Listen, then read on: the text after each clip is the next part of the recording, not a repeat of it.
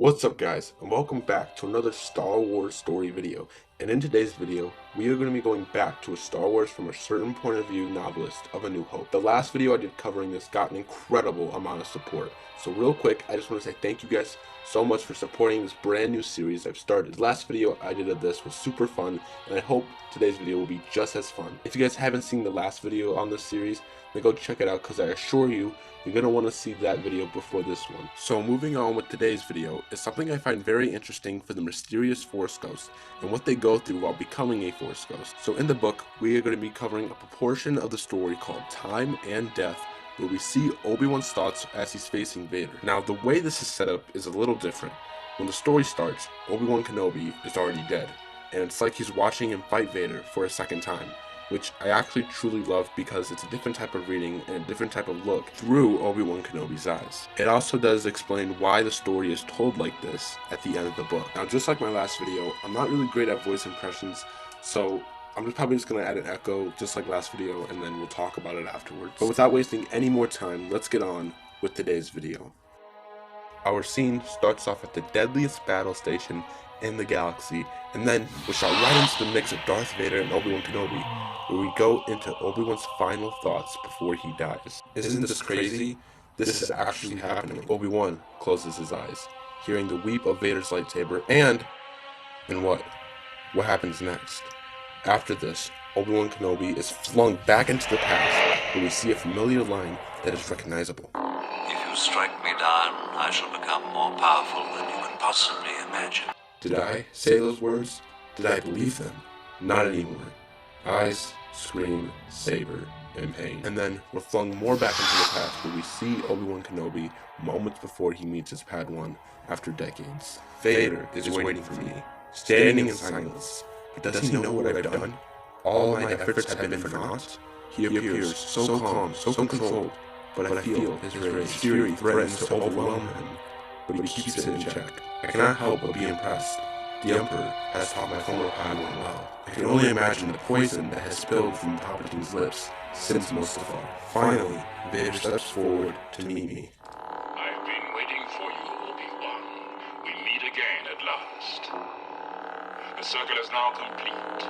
When I left you, I was but the learner. Now I am the master. The voice is unrecognizable. A little of my friend is left. At this moment, Obi-Wan Kenobi is haunted by another memory that assaults him. A woman lying on a bed, her breath shallow.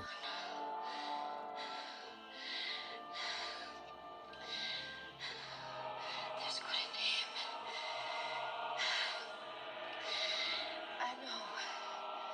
I know there's Did she really believe that? After everything he had done? If she did, wouldn't she have lived? What would she think of him now? No, my friend is dead, and I am certain of that. The thing in front of me is not Anakin Skywalker. Obi-Wan, feeling Vader's rage that he has kept in with him for so many years. Obi-Wan replies, Only a master of evil, Darth. I cannot use his real name. It would undo me, even after all this time. This must be decided, once and for all. I go to Frick first, blocking him and parrying his attacks, but I notice something. He's testing me. He wants to know how time has diminished my abilities. I'm doing the same with him, exploring whether cybernetics joints move as smoothly as muscles honored from years of training. Perhaps we are more alike than I care to think. And then, eyes, scream, pain, Anakin, Padme, Qui-Gon, and Maul all flash upon him, reflecting on the torture that has been done. As the fight continues, we come to this scene right here. Your powers are weak, old man. You can't win, Darth.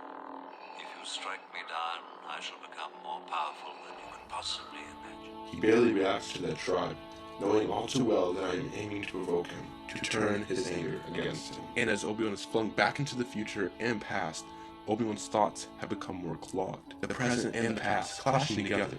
I can no longer tell what is real and what is just a distant memory brought into sharp relief. I am being overwhelmed. The past, the present, even the future. I see things that are not yet to be.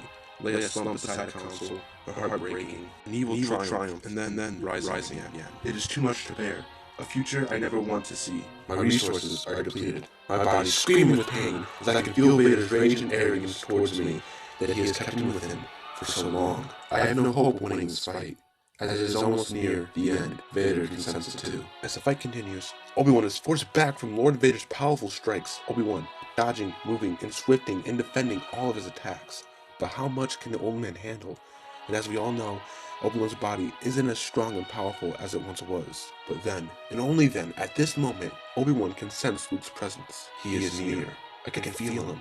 And I pray that Vader cannot. And then, Obi-Wan goes into the spiral panic attack, where he starts questioning everything around him. No, now it's too late. I have so much to teach the boy. So much to share. Why did I listen to Owen? Why did I have to wait so long? There's no way to prepare Luke for what is to come. I'm leaving him with who? A smuggler and a Wookiee? Even if some miracle they found Leia, what can they do? They're barely more than children. The rebellion isn't prepared for a weapon of this magnitude. No one is. It's all my fault. I have failed Luke yet again, and I can't hold on. It is over. Unless... Luke's cry echoes across the landing bay. There he is, watching us fight. The open hatch of freighter behind him. He knows full well I cannot win. He is frozen, unsure what to do.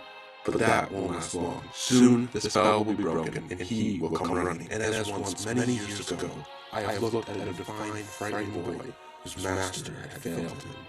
But not this time. This time, I'll do it right. This is Master Obi-Wan Kenobi. And I am dead. I glance back at Vader and smile. I can't even imagine what he makes of that. It doesn't matter anymore. All that matters is Luke. I straighten my back, closing my eyes, and I raise my saber in front of me. I don't see the blade swooping through the air, barely even hear its whine. I imagine Luke, cross-legged in the sand, playing with a wooden Corvette. Eyes, scream, saber, and pain. Luke cries out again, consumed with grief. I see everything at once. The blaster in his hand. Solo taking out stormtroopers. Leia calling his name. The troopers advance. Guns raised. If Luke stays, he will die. I won't let this happen again. I whisper the words I spoke when he was a child. Words I know that only he will hear. Luke Skywalker runs and doesn't stop. And I am here at his side. From this moment, he will never be alone. He will learn and he will grow, and I will guide him every step of the way. We have all the time we need.